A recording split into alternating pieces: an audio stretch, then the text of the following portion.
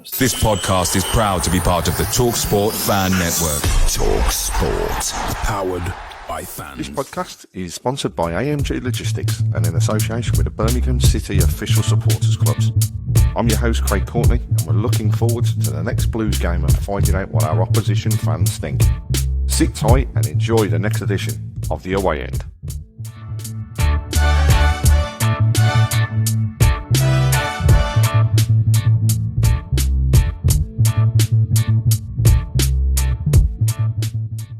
Right, welcome to another Away End. I can't believe we're saying this, but 2 games in the space of a week. It's rather than internationals, we're playing proper football.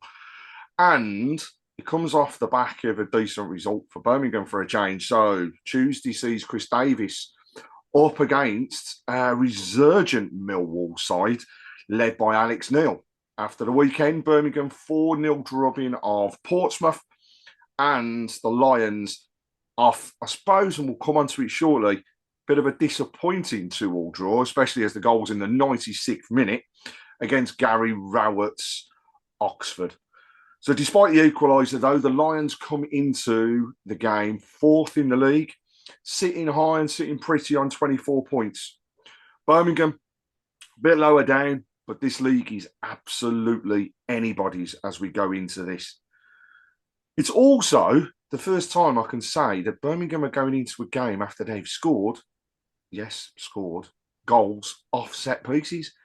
We were all calling for the set piece coach to disappear a few weeks ago, and now he is God. 3 of the 4 goals at the weekend all came from corners or a free kick. So what can we say? Getting ready for the Prem. It is. That's it. We're playing. And scarily, some fans started or trying to sing that silly Arsenal song about set pieces. No, doesn't exist. Take it away.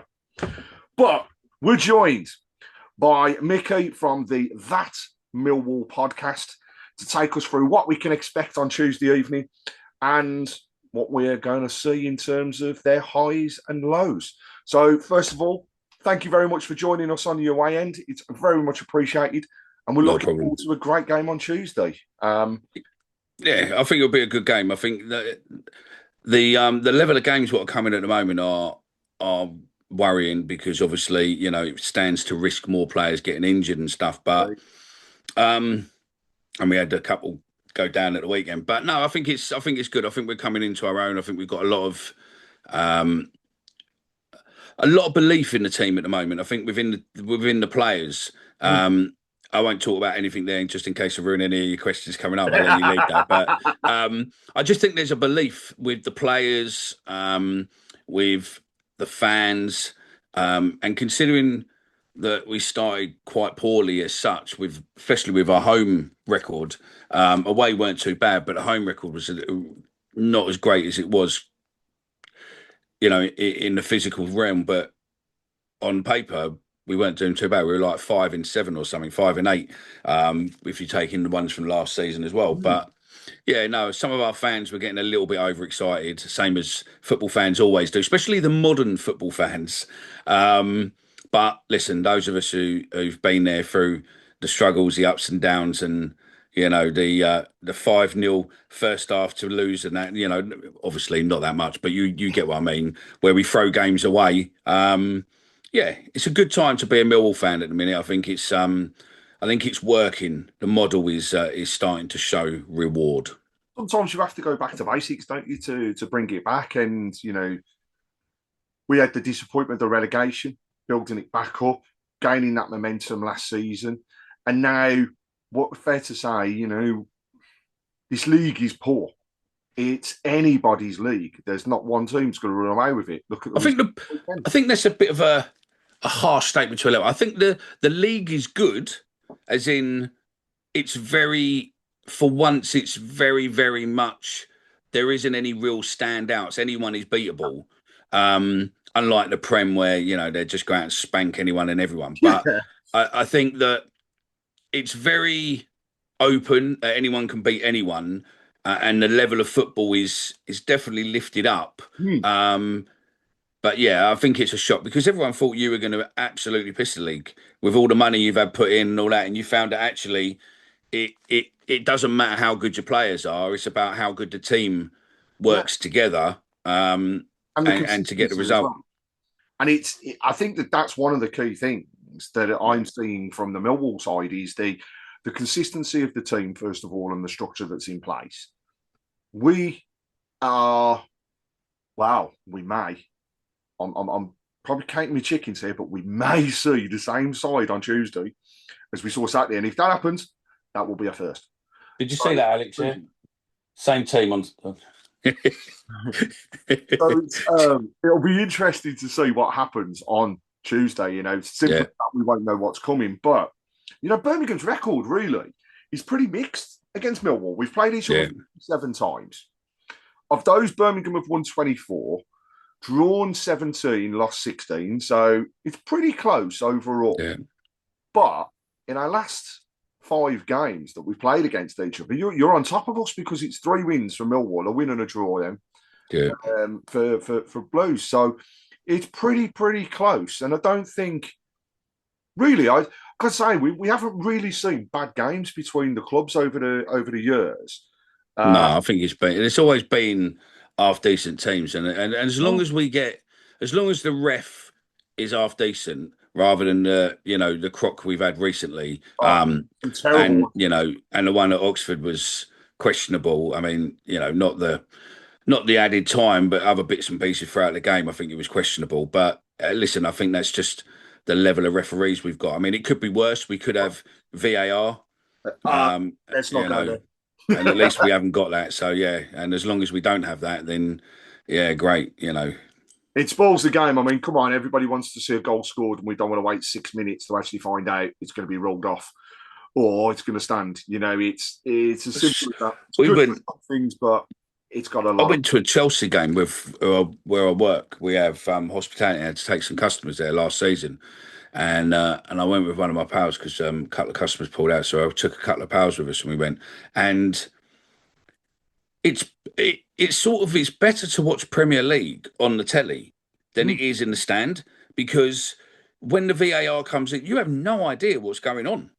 And it's like, I mean, we were there for, what was it, Chelsea, Man United, and there was a disallowed goal or a potential disallowed goal, which it was. And you're like, for about 6 minutes, you ain't got a clue what's going on. Well, at least there's no announcements, no nothing.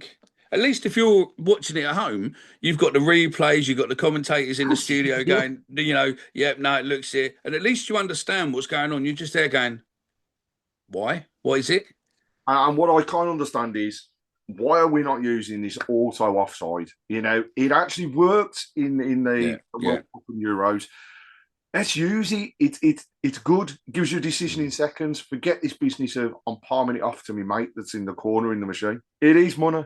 It's money because the problem is they need to put all the sensors across the stadium and whatnot. So yeah, I mean you've got it as well. We've got Hawkeye to be able to tell goal line, but again I think that cost the clubs about 90 grand a pop for the cameras for that. So I think you could just imagine that it'll be a Premier League approved company what will put it in. Yeah, my mate over there is going to do this for us. He's season ticket at his club for the next 5-10 years, but he's going to do it. Yeah. So tell us a bit about Millwall then, because obviously we haven't played each other for a few years now with the relegation, etc. I think, in fact, the last time we played at St Andrews was actually back in 2023. It ended up as a 1-1 draw. The last time we actually played each other was March 24, and we lost 1-0. Yeah. Again, close games. But what can we expect from Millwall now and the difference under Alex Neil? Where's your strengths and where do you think your weaknesses are? I think we're not a journeyman club no more. As in before, we used to have quite an older population within the Millwall players. Mm-hmm. I think now we've changed that massively. We're now probably either the or one of the youngest teams in the Championship, and I think what you get from that is a team what will come to you, will run at you. They're not afraid. Yep. Do they have bundles of experience? Not all of them, but they're game, and they can cause problems. And I think that's the difference where it is that if he sets us up, depending how he sets us up. But if we come at you, we could cause you a proper fright, in the first 15, 20 minutes if we come at you. I mean, we've got a few players, unfortunately for us, fortunate for you, who went off injured on Saturday, like Femi Aziz. But yeah, I think we got others what can replace, and others what will bring Waiting just in the the same wing. sort of, yeah. We're starting to put stuff in. We just need a striker what can actually score now. So yeah. Do you know what? So can say that I think about everybody in this league so far. Everybody I've interviewed has said the same thing.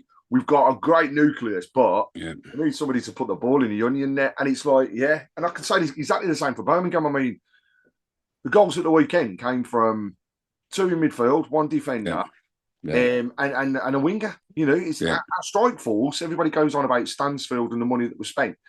He's actually probably proven himself more as I'm dragging defenders away and creating space. Yeah. He is actually being that natural goal scorer. And Kyogo, I just want him to get this little bit of luck that gets him the one goal that I think will start a run. But at the moment, he's not getting it. But so strengths, it sounds as though young, eager team out to impress. We got pace, and that's the difference. Yeah, we got pace now, and we've got a solid back line. I mean, we've got a French guy in there, Kramer, who's we got on part of a deal where we had a young player go to Brentford, who's it is mustard, mate. How people, he's at Exeter last year. You probably played him when he was at Exeter. French, 6'7", central centre back. He's huge. Yeah. But he's absolutely solid as hell. And since he's been in the team, I mean, we sold Tango, obviously, to Sheffield United. We haven't really missed him. Huh. Do you know what I mean? We now got, obviously, Caleb Taylor in there and whatnot. But, yeah, we've not really missed him. He's Crammer is an 8, maybe an 8.5 every game. And that's what you want. That consistency, first of all, keeps the side together. And secondly, when you've got that sort of level on a consistent basis, people are like fearing before they even come into a game, and he's like, "Yeah, how are you going to break this person down, or what can we do to beat them?" So I'd say we've probably got 3 or 4, probably 8.5s consistent every game. People who you can absolutely bank on. And I'll tell you what, I wish I could say that about Birmingham. We can't. Yeah. The level of consistency just completely disappears. To go to Deepdale, beat Preston when they had been beaten at home and look absolutely rock solid, to then go down to Ashton Gate and concede the sloppiest of sloppy goals, have over 65% possession and not be able to get anywhere near goal, shows how inconsistent we are. Because then it comes to Saturday, and Jesus, you'd have thought we were back in Division 1, because the team is like, we're just going to pummel you, we're going to steamroll you, and it's 40 seconds into the game, we had a first opportunity. I'm thinking, what's going on here? What have they given those players before they've come out the dressing room? But again, you showed the first half, as it got to the end of it, the ability for another team just to switch it on and kind of take control. And that's what we had. It was literally, I mean, you can't take it away. Okay, we can joke and say, the referee was shit, but you can't take it away from Oxford. No. I mean, if you look at Oxford's goals, both their goals were, great goals. They were like, if you were gonna end up having a comeback to draw a game, they were the goals you want, because they were, they were blind. I mean, our goal, what we scored with Cooper, great, made a lot of people money, because if Cooper scores, he's normally at least 9-1 upwards. So he's always worth a punt on, just in case. His 400th, it was his 400th appearance for us too. So it was nice for him to do.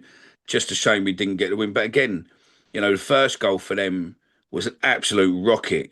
Top corner, job done. And the second one was was another good strike. So you can't really moan, because realistically, did we close them down quick enough? Probably not. But at the end of the day, shit happens, doesn't it, in football? Oh yeah, this is the thing. You don't mind losing a game to an absolute screamer, and doesn't matter who's in goal, nobody's going to stop it. It's those really sloppy ones where, I'll just let the ball go behind me and tap it. Well, that's where we were okay now, because we had a keeper in before who the fans lack confidence in him. I think the back four lack confidence in him, and he lacked confidence. But he hadn't played for ages. Come from Fulham. He's a good keeper, German keeper, good keeper, Bender. But he just hasn't played. Stephen Bender just hasn't played a lot, and I don't think the Championship is there really. It's not favourable if you've not played. If you don't have that confidence, it's not favourable as a keeper. Our main keeper, went off injured. Was it last season with an Achilles? And now we've got Max Concrum or whatever his name is in, and he's a lot more confident. He's a good keeper, and you can see that he can demand the box. He commands it much better. So yeah, facing you with him in goal, it is a lot more relief to us. Going into it, yeah, we can stand a little bit more hope. We could sit there and go, yeah, we might be able to win it 1-0 or something like that. But yeah, if Bender was in, I'll be sitting there going, yeah, I reckon we'll probably get stuffed 4-0. Watch it happen. Do you know what I mean? We can't call our goalkeeper at the moment. Ryan Allsop sitting on the bench and having Beadle in. And it's like, 1 minute you're looking at him thinking, wow, that was a fantastic save. You can truly see whilst you're, England under 21's keeper. And then there's the next part thinking, you don't command your box, he will flap at certain things. And then this is where, with yourselves, you start whipping balls in, and it depends on the frame of mind he's actually in. Because I saw it the weekend. 1 minute, very commanding up there. I'm taking the ball, nobody's getting past me. He'll take one for the team. But the next minute, he's coming out, he's diving forwards like Superman. I'm thinking, why are you trying to clear? Because it's not going to work. We had that. I mean, Sheffield United, when we played Sheffield United up there, Bender played out of his skin. It was as if he was a world-class keeper. And you watch that and you go, wow. And then you watch other games where we've lost him and you're like, that can't be the same keeper, surely. But, I think Alex Neil said, I said to Bender before the game, we need him to be superb. He needs to play out of his skin today. And he took the challenge and done it. And yet other games, that he's probably been told the same thing, and he's been pony. Absolute pony. I Tuesday night, he has one of them games where he completely... No, I don't. No, I don't. No. So we've heard your strengths. Am I hearing that the weakness is possibly the fact of the inconsistency of like a goalkeeping area, for example, or do you think there's other weaknesses? Yeah, I mean, I don't think he's really got a keeper. I think our main weakness at the moment is being able to, the strikers to be able to score. The guy who was on fire and was scoring has just gone down injured. I mean, he was scored in 4 consecutive games, and we were hoping that he was going to score in the 5th, but he didn't, and now he's injured. And I think that's a concern. But we've got other players what can, do that. But yeah, if we had it depends who he plays. I would have more faith with the wingers than if he puts Langstaff on, but I can't see it. He's probably going to play with the big Serb, and the big Serb just doesn't seem back to his self what he was last year. I mean, is probably our top striker as such towards the end of last season, and yet he scored 1 goal this season. So it sums it up. I think that though, strikers in this league are just things that they don't come together. I think it's because it's such a tough league. When you come to the defensive side of it, the teams in here are actually pretty structured, and we've also got a lot of managers in this league that were ex-defenders. Yeah, you saw it the weekend. Rowett can set up a side, and I remember him at Birmingham. Yeah, defensively and midfield-wise, he can set up a ridiculously strong side. But the one thing he lacked was, I'm going to go and be able to stick somebody up front or find somebody that's going to play every game. But it does. The problem we've got is just sorry. Yeah, no, I agree. And the problem we've got as well is that the Serb doesn't seem to be able to play as a lone striker. Yeah. If you put him as a part of a 2 and he's bouncing off the likes of Coburn, then they seem to be, Coburn gets the ball down, forwards it out. Now we've got the wingers and they're sticking balls in. He just doesn't seem to be, really, really confident. Put it on the floor to him, he's okay with it, but putting in the air, not massive. So that's where I think Langstaff will probably be a little bit better with balls coming in. But again, he hasn't been getting any game time. So if he does play, it'll be a shock.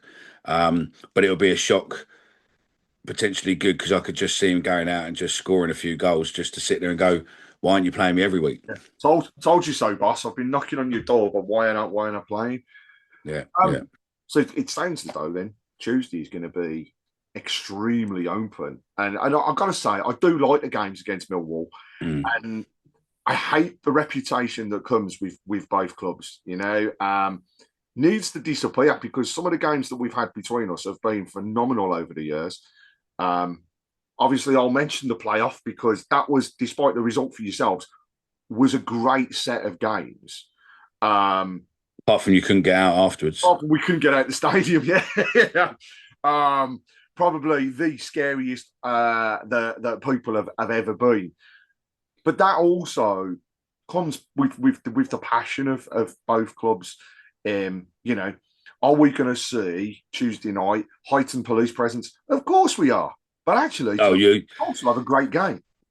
Yeah, you're going to see heightened police with everything that's going on in the world as well. I think, exactly. I don't think it'll be a Millwall thing. I think it's just going to be, there's a lot of fans travelling on trains and everything else. I think that's why, it'll be. I totally agree. I want this reputation side of it to disappear and actually just go, I'm coming to the game and I'm going to enjoy what I see. Trouble is, it will never disappear because the problem is that it sells newspapers. Yeah. It's clickbait. As soon as you put, Millwall versus Birmingham clashing on the streets or Birmingham, fighting on the street, people will be clicking like mad. And then you've got, it's a thing we sit there and talk about on the show. We do a lot of fan protection, like talk fans out if you get arrested and what to do. And, slightly different to a lot of the other podcasts out there. We work with a lawyer and with a lawyer firm, and I done a lot of fan stuff back in the day, like fan liaison and fan supporting. So we pushed that a lot. And the problem is that football fans as a whole are targeted massively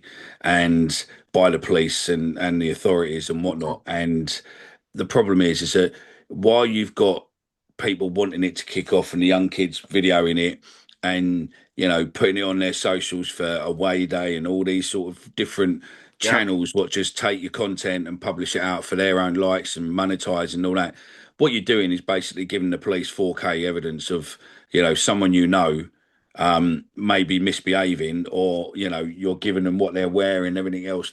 You're pretty much doing the police's job for them. So listen, if you want to video it, great, but just keep it for yourself, mate. Don't be put it in your little WhatsApp groups maybe, but don't be sharing it out in a public remit because you're pretty much just stitching your pals up. Yeah. And I think we'll see, won't we? Without fail, there'll be that talk or wonder what's going to happen, and the fans going to behave and everything else. I've been to games where they've misbehaved. I've been to games where the fans have been brilliant with each other. Yeah. It comes down to sometimes the run of form that everybody's in. Because let's face it, when your team are losing, there's nothing worse. Yeah. But when your team are winning and doing well, we're coming off the back of a decent result. You're in the league. I'm hoping we'll be okay. Yeah, and we're pretty safe. So we're okay. We're like 4 points off. About 7th or so. So, I mean, realistically, we're not going to, So I'm going to challenge you a little bit now. Go on in. Right. So, over the years, we've had a few players that have represented both clubs and actually have signed either from each other or to each other. Yeah. So I'm wondering if you can name 3 players that have represented both Birmingham and Millwall, but have signed between the two clubs rather than being at the clubs at some point in time. So I've got you. We mentioned Darren Purse. Didn't sign from Birmingham to go to Millwall or vice versa, but represented both clubs. Yeah. But I'll give you one name to help out. Back in the day, 59, 60. So we really are going back in the years. Dave Jones signed from Birmingham to Millwall. But can you name 3 others? Wow.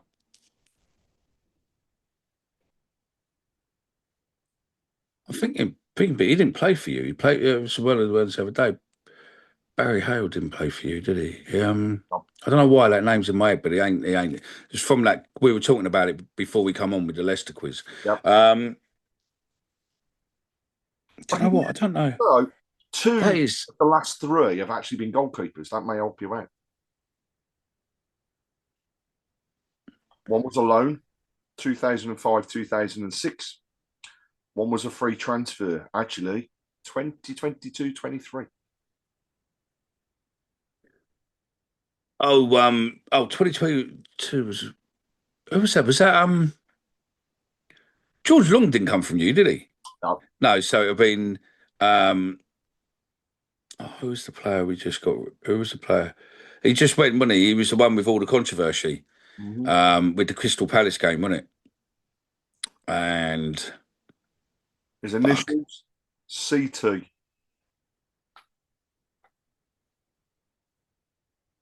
It's got you even more now, isn't it? Yeah, proper.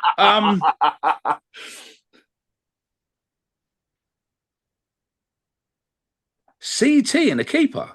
Yep. I'm going to put you out your misery in a minute.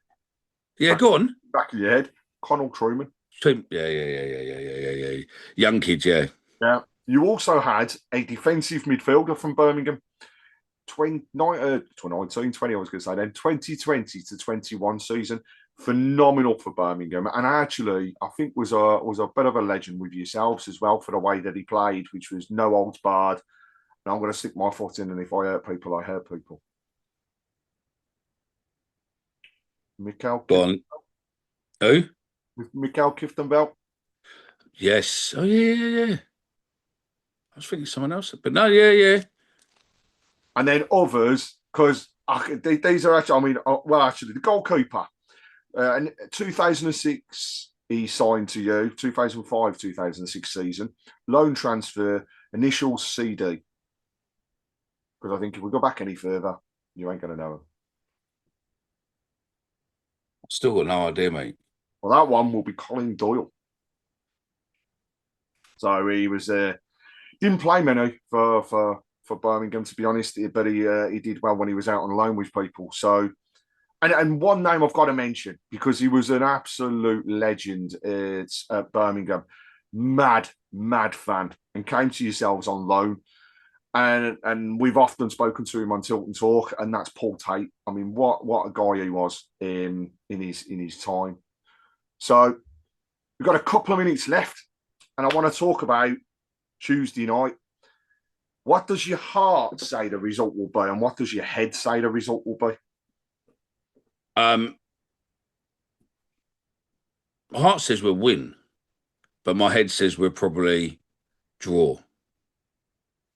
I'm not going to go, I'm not one of those who goes, I think it's bad shape when you go, oh, we're going to lose.